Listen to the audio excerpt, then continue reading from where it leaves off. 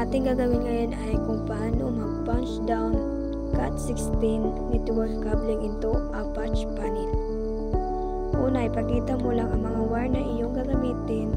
Ito ay tinatawag na bridge cable.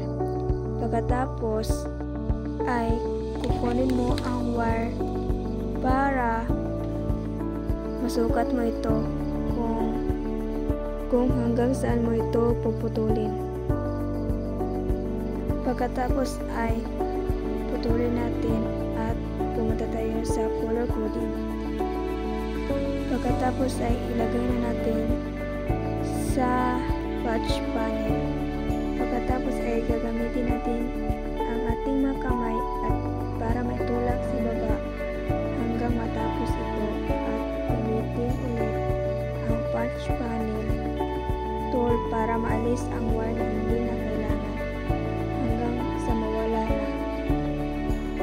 Ang susunod naman ay sa ibaba at ating ayusin ang color coding na set at tignan mo lang kung tama ba ang iyong ilagay na color coding.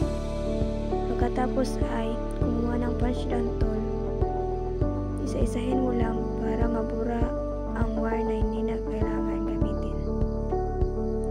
Ulit-ulitin mo lang hanggang sa matapos. Salamat sa panonood.